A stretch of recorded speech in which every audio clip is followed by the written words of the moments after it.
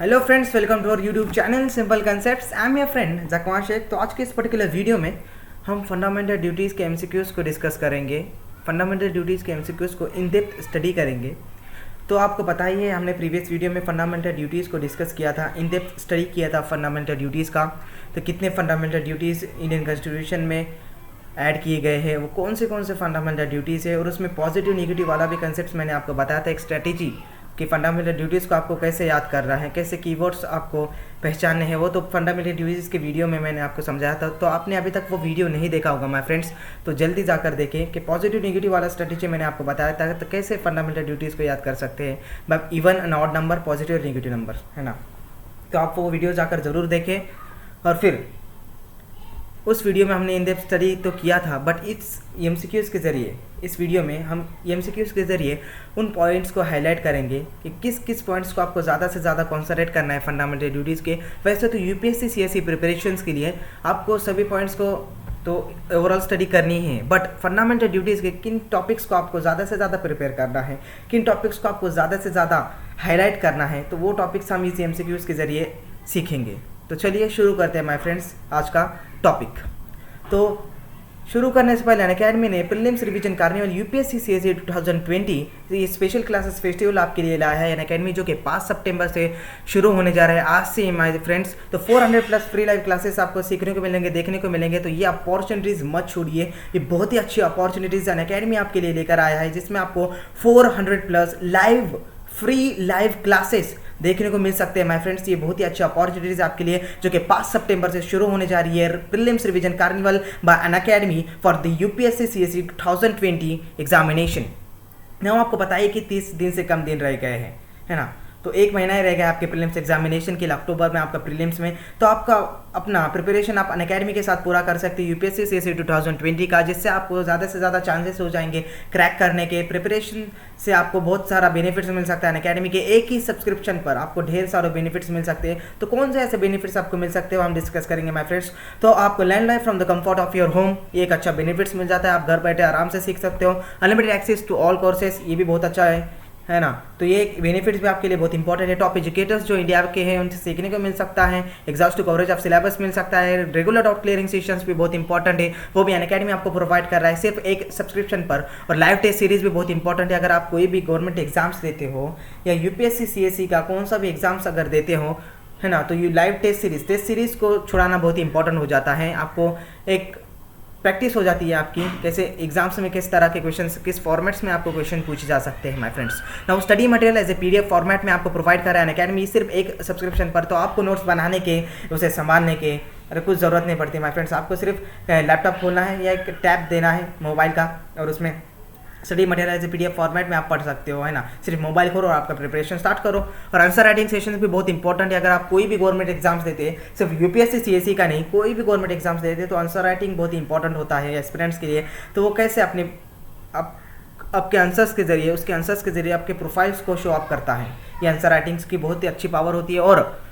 और अगर आपको ज़्यादा से ज़्यादा स्कोर चाहिए किसी भी एग्जाम्स में, तो आंसर राइटिंग सेशंस भी बहुत इंपॉर्टेंट है, जो एक सब्सक्रिप्शन पर अनअकैडमी आपको प्रोवाइड कर रहा है, जो कि बहुत ही बेनिफिशियल है आपके लिए। चांस आप मत छोड़िए ना। मेंटरशिप एंड गाइडेंस भी भरपूर मिलेगा अनअकैडमी की तरफ से। तो ये सारे पॉइंट्स भी आपके लिए सेटिस्फाई हो सकते हैं। 100% सिलेबस कवरेज आपको मिल सकता है। सेक्शनल क्यूजेस आपको मिलेंगे। परफॉर्मेंस एनालिसिस भी बहुत अच्छा मिलेगा, जो कि बहुत इंपॉर्टेंट होता है अपने आप में यूपीएससी सीएसई प्रिपरेशन के लिए, कि किस वीक, किस जोन में आप वीक हो, किस जोन में आप स्ट्रांग हो, वो आपको पता चलता है एनालिसिस से। तो टॉप एजुकेटर्स आपका एनालिसिस करेंगे, टॉप एजुकेटर्स से आपको सीखने को मिल सकता है, वो कि बहुत अच्छी अपॉर्चुनिटीज़ है जो कि अनअकैडमी आपके लिए लाया है इन बैचेस थ्रू ना। इंटरव्यू प्रिपरेशंस भी आपको मिलेंगे। तो इंटरव्यू यूपीएससी की प्रिपरेशन से लेकर आपको इंटरव्यू प्रिपरेशन तक सब आपको प्रोवाइड करा है अनअकैडमी एक ही सब्सक्रिप्शन पर। तो बहुत ही अच्छी अपॉर्चुनिटीज आपके लिए, आप मत छोड़िए माय फ्रेंड्स, मैं बोल रहा हूँ आपको। तो जल्द से जल्द सब्सक्राइब कीजिए अनअकैडमी के कोर्सेज को। और ये कोर्सेज आपको 3 मेन लैंग्वेजेज में मिलेंगे, जो कि 7 सितंबर से शुरू होने जा रहा है। मैं फिर से बोल रहा हूँ कि ये कोर्सेज 7 सितंबर से शुरू होने जा रहा है, 7 सितंबर 2020 से। तो ये 3 मेन लैंग्वेजेज में आपको मिलेंगे, जो कि बिलिंगुअल जीएस बैच कोर्स है, हिंदी जीएस बैच कोर्स है। हिंदी वर्जन में आपको यूपीएससी सीएसई के क्लासेस मिलेंगे जीएस बैच के, और इंग्लिश जीएस बैच कोर्स है, जो कि बहुत ही इंपॉर्टेंट है ये 3 मेन लैंग्वेजेस एस्पिरेंट्स के लिए। तो आप कोई भी लैंग्वेज में सीख सकते हैं, जो कि 7 सितंबर से, भूलिएगा मत ये डेट, 7 सितंबर से 2020 से ये शुरू होने जा रहे हैं माय फ्रेंड्स। तो जल्द से जल्द सब्सक्राइब कीजिए इन कोर्सेज को। अगर एक दूसरी मेन चीज़, T20 daily current affairs test series भी हमारे अकेडमी आपको अनअकैडमी ऐप पर फ्री प्रोवाइड कर रहा है, जो कि 7:30 PM 20 क्वेश्चंस 20 मिनट्स के लिए 40 मार्क्स के लिए, और टेस्ट एनालिसिस भी आपको मिलेगा। तो जल्द से जल्द फायदा उठाइए उस daily current affairs test series का भी। और अगर आप सब्सक्रिप्शन लेना चाहते हैं अनअकैडमी का, तो हमारा प्रोमो कोड जरूर यूज़ करें। हमारा प्रोमो कोड है सिंपल YT। अगर आप हमारा प्रोमो कोड यूज़ करते हैं एक भी सब्सक्रिप्शन पर, कौन से भी सब्सक्रिप्शन में, डायरेक्ट 24 मंथ्स का लो, आप 6 मंथ्स का लो, आप 12 मंथ्स का लो, कोई भी आप सब्सक्रिप्शन लेना चाहते हैं अनअकैडमी का, तो हमारा प्रोमो कोड यूज़ करना ना भूलें। आपको 10% एक्स्ट्रा ऑफ मिल जाएगा हमारे प्रोमो कोड से। फॉर एग्जांपल मैं आपको एग्जांपल देता हूँ कि 24 मंथ्स पर अगर आपको 64,000 पे करने पड़ रहे हैं माय फ्रेंड्स, तो आपको सिर्फ, अगर आप हमारा प्रोमो कोड यूज़ करते हैं तो आपको सिर्फ 10% एक्स्ट्रा ऑफ मिल जाएगा। मीन्स 57,600 रुपीज़ पे करने पड़ेंगे, जो कि अपने आप में बहुत ही इंपॉर्टेंट चीज़ है। तो जल्द से जल्द सब्सक्राइब करें अनअकैडमी के कोर्सेज को और हमारा प्रोमो कोड यूज़ करना ना भूलें माय फ्रेंड्स।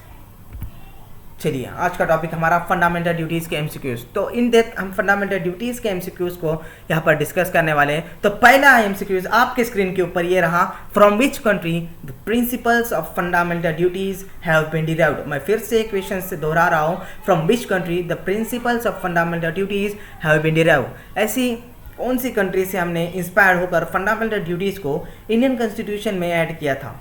तो आपके ऑप्शन है आयरलैंड, सेकेंड है USSR, थर्ड है ब्रिटेन और फोर्थ है France. USSR mean union of social Soviet republics इसे कहा जाता है। तो आपका सही आंसर है माय फ्रेंड्स USSR। तो जापान ऐसी पहली कंट्री है, ध्यान में रखिए, ध्यान में आप नोटबुक में नोट डाउन कर दीजिए। और अगर आप ये सब PPTs PDF चाहते हैं हमारे लेक्चर्स के, तो हमारा टेलीग्राम चैनल ज्वाइन करना ना भूलें, जिसके डिस्क्रिप्शन में आपको लिंक दी गई है।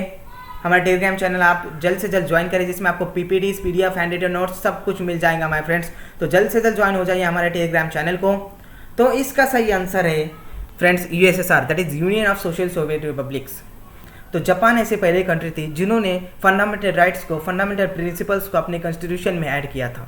कौन सी कंट्री फ्रेंड्स? जापान। जापान ये पहली कंट्री है जिन्होंने अपने फंडामेंटल राइट्स को इंडियन कॉन्स्टिट्यूशन में, उनके कॉन्स्टिट्यूशन में क्या किया था, ऐड किया था। और हमारा जो फंडामेंटल ड्यूटीज़ है, हमने USA से इंस्पायर्ड होकर ये फंडामेंटल ड्यूटीज़ हमारे ऐड की थी, हमारे कॉन्स्टिट्यूशन में ऐड की है। USA से इंस्पायर्ड होकर हमने ये फंडामेंटल ड्यूटीज़ ऐड की है माय फ्रेंड्स, है ना। तो ये ध्यान में रखिए। तो जापान ऐसी पहली कंट्री थी जिन्होंने फंडामेंटल प्रिंसिपल्स को पहली बार ऐड किया था अपने कॉन्स्टिट्यूशन में। तो हमने कहाँ से इंस्पायर होकर? USSR के थ्रू हमने फंडामेंटल ड्यूटीज़, और USA से हमने इंस्पायर्ड होकर ये फंडामेंटल ड्यूटीज़ हमारे इंडियन कॉन्स्टिट्यूशन में ऐड की थी, है ना। तो हमारे पास जब हमने फंडामेंटल ड्यूटीज़ को इंट्रोड्यूस करना था माय फ्रेंड्स, जब चल रहा था हमारा कि हमने फंडामेंटल ड्यूटीज़ हमारे भी होनी चाहिए इंडियन कॉन्स्टिट्यूशन में, तो हमारे पास माय फ्रेंड्स दो ऑप्शंस थे। पहला ऑप्शन था USA और दूसरा ऑप्शन था UK। अगर आप USA से इंस्पायर्ड होते हो तो USA का रिजिड कॉन्स्टिट्यूशन है, ये आपको सभी को पता है। और आप UK से इंस्पायर होकर लेना चाहते हो तो UK का फ्लेक्सिबल कॉन्स्टिट्यूशन है। तो हमने, हमारे फाउंडिंग फादर्स ने तो ये डिसाइड किया कि एक रिजिडिटी भी होना चाहिए इंडियन कॉन्स्टिट्यूशन में और फ्लेक्सिबिलिटी तो होना ही चाहिए इंडियन कॉन्स्टिट्यूशन में। तो हमने दोनों से इंस्पायर होकर, और ज़्यादा से ज़्यादा हमने USA से इंस्पायर होकर इस फंडामेंटल ड्यूटीज़ को हमारे इंडियन कॉन्स्टिट्यूशन में ऐड किया था। तो कौन से दो ऑप्शन थे हमारे पास? एक था USA कंट्री का और एक था UK कंट्री का। तो हमने USA से ज़्यादा इंस्पायर्ड होकर हमारे इंडियन कॉन्स्टिट्यूशन में फंडामेंटल ड्यूटीज़ को ऐड किया था। ये बात ध्यान रखें माय फ्रेंड्स। और सेकंड आपका जो MCQs है वो आपके स्क्रीन के ऊपर मैं पढ़ता हूँ। Fundamental duties were inserted in the constitution by. तो किस अमेंडमेंट कॉन्स्टिट्यूशन अमेंडमेंट एक्ट के तहत फंडामेंटल ड्यूटीज इंडियन कॉन्स्टिट्यूशन में ऐड की गई थी माय फ्रेंड्स। तो आपके स्क्रीन के ऊपर ये ऑप्शन है 42nd amendment, 44th amendment, 47th amendment और 49th अमेंडमेंट। तो इसका सही आंसर है my friends 42nd amendment act 1976। 42nd constitution amendment act 1976 के द्वारा हमने फंडामेंटल ड्यूटीज़ को ऐड किया था इंडियन कॉन्स्टिट्यूशन में, है ना।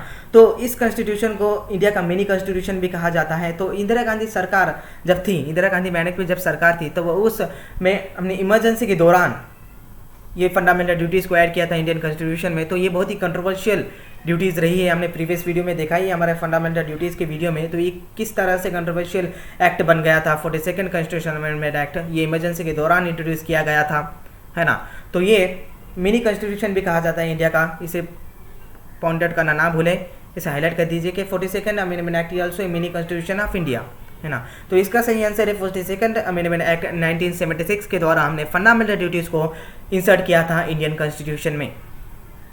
तो अगला जो हमारा क्वेश्चन है वो आपके स्क्रीन के सामने, फंडामेंटल ड्यूटीज़ आर इंश्योर्ड इन तो फंडामेंटल ड्यूटीज़ इंडियन कॉन्स्टिट्यूशन में कहाँ पाई जाती है? ये तो हमने फंडामेंटल ड्यूटीज़ के जब हम पॉइंट्स को डिस्कस कर रहे थे वो वीडियो में तो देखा ही है कहा। अगर आपको इसका आंसर मालूम हुआ तो ज़रूर कमेंट बॉक्स में कमेंट कर सकते हैं। तो फंडामेंटल ड्यूटीज़ आर इनरिच्ड इन, कहाँ पाई जाती है इंडियन कॉन्स्टिट्यूशन में फंडामेंटल ड्यूटीज़? तो आपके ऑप्शन है part 4 article 51, part 4 article 51A, part 4A article 51 और पार्ट 4A आर्टिकल 51A। तो क्या है इसका आंसर्स माय फ्रेंड्स? इसमें तो आपको क्वेश्चंस के इस ऑप्शंस भी नहीं देना चाहिए, तो आपको सबको पता होना चाहिए, बेसिक्स हैं और ज़्यादा से ज़्यादा यूपीएससी बेसिक्स पर ही क्वेश्चंस पूछती है। आप अगर एनालाइज करते पॉलिटी पेपर्स को, अगर आपने एनालाइज किया होगा number of previous question papers को पॉलिटी के, तो आपको एक बेसिक्स पर ही ज़्यादा से ज़्यादा क्वेश्चन पूछे जाते हैं पॉलिटी पर माय फ्रेंड्स। तो fundamental duties part 4A article 51A के तहत कॉन्स्टिट्यूशन में पाई जाती है। कि आप अगर कॉन्स्टिट्यूशन खोलकर देखेंगे तो पार्ट 4A और आर्टिकल 51A आप देखेंगे तो वो totally depend on fundamental rights. ये जो आर्टिकल 51A है ये टोटली फंडामेंटल राइट्स के ऊपर डिपेंड करता है ना। तो आपको तो पता ही होगा माय फ्रेंड्स कि इंडियन कॉन्स्टिट्यूशन में कितने आर्टिकल्स है और कितने शेड्यूल्स है और कितने पार्ट्स में इंडियन कॉन्स्टिट्यूशन डिवाइडेड है, और अब तक की डेट में इंडियन कॉन्स्टिट्यूशन में कितने अमेंडमेंट्स हुए हैं, कितने बार अमेंडमेंट्स किए गए हैं। फॉर हमने तो देखा ही है history of the Indian constitution, जो मेरा पहला ही लेक्चर था पॉलिटी का, तो उसमें तो हमने देखा ही। बट आपकी रिवीजन के लिए मैं और एक बार बोलता हूँ कि इंडियन कॉन्स्टिट्यूशन में टोटल 448 आर्टिकल्स है माय फ्रेंड्स, 448 आर्टिकल्स जो कि 25 पार्ट्स में है, 12 शेड्यूल्स में है और 104 अमेंडमेंट अब तक की डेट में इंडियन कॉन्स्टिट्यूशन में। ये ध्यान रखिए, इस पर भी आपको क्वेश्चन आ सकता है प्रीलिम्स एग्जामिनेशन में कि टोटल से 448 आर्टिकल्स जो कि 25 पार्ट्स में हैं, 12 शेड्यूल्स हैं और 104 बार अब तक की डेट में अमेंडमेंट किए गए हैं इंडियन कॉन्स्टिट्यूशन में।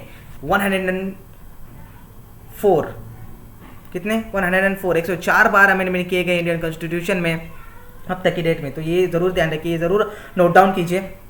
तो इस एमसीक्यूज का सही आंसर क्या है माय फ्रेंड्स? जो कि आपका option 4 part 4A article 51A।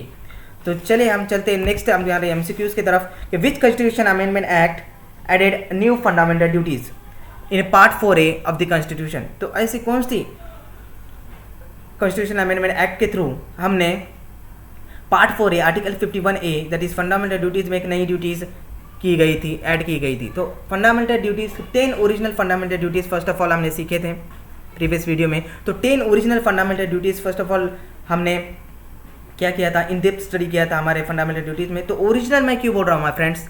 तो ओरिजिनल मैं इसलिए बोल रहा हूँ कि ये इट कैन बी अमेंडेबल, है ना। तो अमेंडेबल हुआ ही है क्योंकि इस एमसीक्यूज के जरिए हम सीखेंगे कि किस कॉन्स्टिट्यूशन अमेंडमेंट एक्ट के थ्रू हमने न्यू ड्यूटी ऐड की गई थी फंडामेंटल ड्यूटीज़ में। तो आपके स्क्रीन के ऊपर ये ऑप्शन है 42nd, 44th, 86th और 92nd। तो इसका सही आंसर है my friend 86 constitution amendment act 2002, है ना। 86 कॉन्स्टिट्यूशन अमेंडमेंट एक्ट 2002 के तहत हमने एक नई ड्यूटी ऐड की गई थी फंडामेंटल ड्यूटीज़ में। तो इट कैन बी अमेंडेबल। इससे हमें पता चलता है कि पार्ट 4 ऑफ द कॉन्स्टिट्यूशन ये इट कैन बी अमेंडेबल, ये अमेंड हो सकता है पार्ट 4 ऑफ द कॉन्स्टिट्यूशन, क्योंकि हमने 86 अमेंडमेंट 2002 में हमने फंडामेंटल ड्यूटीज़ को कब इंट्रोड्यूस किया था माय फ्रेंड्स 1976 में, और हमने ये न्यू ड्यूटी कभी ऐड की जो कि 86 कॉन्स्टिट्यूशन अमेंडमेंट एक्ट 2002 के जरिए। समझ में आ रहा है आपको? तो इससे हमें पता चलता है कि part 4 of the constitution, part 4 article 51A of the constitution can be amendable. ये अमेंड हो सकता है, इसमें चेंजेस हो सकते हैं। ऐसा कि नहीं ये डायरेक्ट आपको 10 फंडामेंटल ड्यूटीज़ आपने इंट्रोड्यूस किए हैं तो 10 ही 10 वैसे रहेंगे, नहीं, इस पर ऐड भी हो सकते हैं और इसमें आप कट भी कर सकते हैं इस फंडामेंटल ड्यूटीज़ को। समझ में आ रहा है? तो क्लॉज ए से लेकर क्लॉज जे तक ये 10 फंडामेंटल ड्यूटीज़ हमने ऐड की गई थी इंडियन कॉन्स्टिट्यूशन में 1976 में। तो हमने क्लॉज के ये न्यू ड्यूटी ऐड की गई थी 86 कॉन्स्टिट्यूशन अमेंडमेंट एक्ट के थ्रू 2002 के थ्रू। तो हमारा अगला एमसीक्यूज इस पर ही डिपेंड है कि 86 कॉन्स्टिट्यूशन अमेंडमेंट एक्ट के थ्रू 2002 के थ्रू हमने किस न्यू फंडामेंटल ड्यूटीज़ को ऐड किया गया था, कौन सी वो फंडामेंटल ड्यूटीज़ है। तो चलिए हम देखते हैं अगले हमारे एमसीक्यूज में। तो ये आपके स्क्रीन के सामने ये नेक्स्ट एमसीक्यूज हमारा bye 86 amendment act 2002 added which duty. 86 amendment act 2002 के थ्रू हमने कौन सी ड्यूटी को ऐड किया गया था इंडियन कॉन्स्टिट्यूशन में। तो आपके सामने ये ऑप्शन है to develop scientific temper, to protect and improve natural environment, to provide opportunities to educate child between the age of 6 to 14 years or to safeguard public property। तो अगर आपको आंसर पता होगा तो जरूर कमेंट बॉक्स में आप कमेंट कर सकते हैं। तो इसका सही आंसर है my friends to provide opportunities to educate child between the age of 6 to 14 years।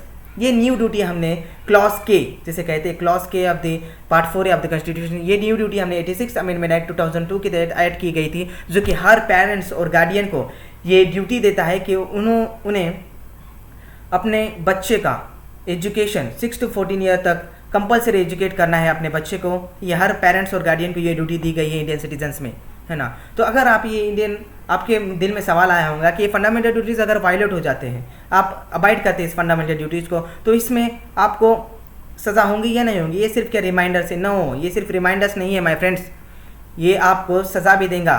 जो सुटेबल्स हमने लॉ बनाया है, इस लॉ बनाए हैं, इस फंडामेंटल ड्यूटीज़ को अगर वायलेट करता है कोई, तो हम फंडामेंटल ड्यूटीज़ के प्रोटेक्ट के लिए कोई लॉज बनाए, for example wildlife protect, जो to protect and improve natural environment, अगर इसको आप अबाइड करते हैं, इसको आप वायलेट करते हैं, तो natural wild life act, environment act, इसके तहत सिटीजन्स को क्या हो सकता है? पनिशमेंट हो सकती है। तो सिर्फ ये रिमाइंडर्स नहीं है कि अगर आप वायलेट करते हो तो इससे आपको पनिशमेंट भी हो सकती है। तो इसका आंसर क्या है my friends? To provide opportunities to educate child between the age of 6 to 14 years. I hope आपको समझ में आ गया होगा। तो चलिए हम नेक्स्ट देखते हैं हमारा नेक्स्ट एमसीक्यूज। तो नेक्स्ट एमसीक्यूज हमारा वर्मा कमेटी के ऊपर होगा, जो कि JS वर्मा, जो कैबिनेट मंत्री थे इंदिरा गांधी मैडम के सरकार में। तो उन्हें कहा गया था कि आप एक कमेटी बनाओ और ये फंडामेंटल ड्यूटीज़ को इम्प्लीमेंट कर दो, है ना। ये इम्प्लीमेंट करने के लिए फंडामेंटल ड्यूटीज़ और JS वर्मा की committee as a Verma committee का गठन हुआ था, है ना। तो उस पर ही हमारे ये क्वेश्चन थे कि which among the following legal provisions was not identified by the Verma committee. ऐसे कौन से लीगल प्रोविजन हैं जो वर्मा कमेटी का हिस्सा नहीं थे, है ना, जो वर्मा कमेटी ने इंट्रोड्यूस नहीं की थी, जो वर्मा कमेटी के लीगल प्रोविजंस का हिस्सा नहीं थे। तो ऑप्शंस आपके स्क्रीन के सामने ये है: the protection of civil rights act 1955, the Indian penal code IPC, the representation of people act 1951 और the government of India act 1935। तो क्या है इसका सही आंसर माय फ्रेंड्स? तो इसका सही आंसर है the government of India act 1935।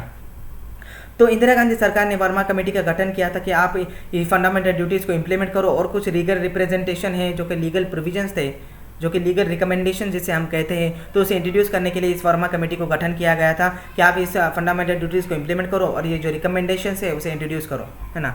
तो ये गवर्नमेंट ऑफ इंडिया एक्ट 1935 ये वर्मा कमेटी के लीगल प्रोविजंस का हिस्सा नहीं थे, ये आप ध्यान में रखिए। नाउ नेक्स्ट क्वेश्चन हमारा देखते हैं हम, which one of the following is not a fundamental duties.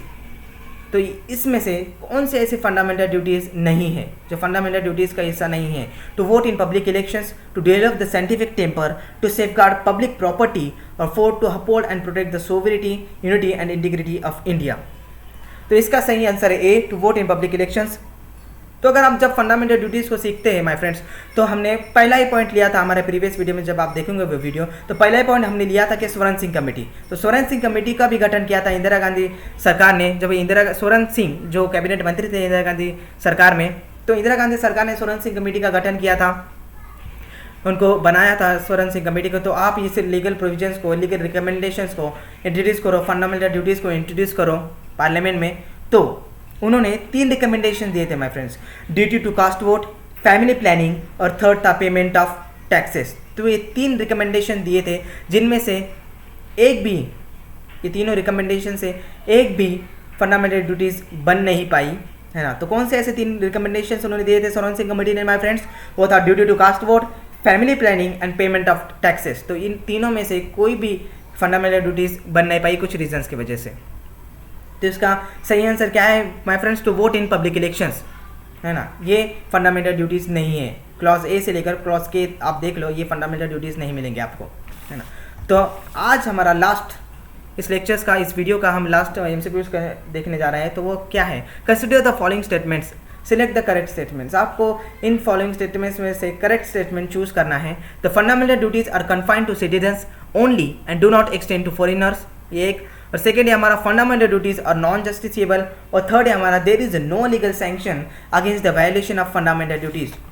तो इसके आंसर्स अगर आप बता सकते हो तो कमेंट बॉक्स में ज़रूर बताइए। बट ये तीनों आंसर्स सही है, इसमें से एक भी रॉन्ग नहीं है, ये तीनों आंसर्स सही है my friends. The fundamental duties are confined to citizens only and do not extend to foreigners, ये एक्सटेंड नहीं होता फॉरेनर्स के लिए। और फंडामेंटल ड्यूटीज ये नॉन जस्टिसेबल है, जो कि हमने फंडामेंटल ड्यूटीज के वीडियो में भी डिस्कस किया था, ये नॉन जस्टिसेबल है और ये रिमाइंडर्स है सिटीजन्स को, है ना। There is a no legal sanction against the violation of fundamental duties है ना। तो लो लीगल सैंक्शन लिया जाता है फंडामेंटल ड्यूटीज़ को अगर कोई वायलेट करता है, बट वो एक्ट्स बनाए गए हैं उसको प्रोटेक्ट करने के लिए, जो कि हमने फंडामेंटल ड्यूटीज़ के वीडियो में डिस्कस किया है। अगर आपको ये वीडियो पसंद आया माय फ्रेंड्स तो ज़रूर सब्सक्राइब करें हमारे चैनल को, और ज़रूर सब्सक्राइब करें हमारे टेलीग्राम चैनल को ज्वाइन करें, और ज़रूर सब्सक्राइब कर सकते हैं अपने अकेडमी के कोर्सेज को। और हमारा प्रोमो कोड यूज़ करना ना भूलें, हमारा प्रोमो कोड है सिंपल YT, जिसकी वजह से आपको 10% इमीडिएटली डिस्काउंट मिल सकता है ना। तो फिर से मिलेंगे हम अगले वीडियो में, तब तक के लिए stay home stay safe. Thank you friends, thank you very much.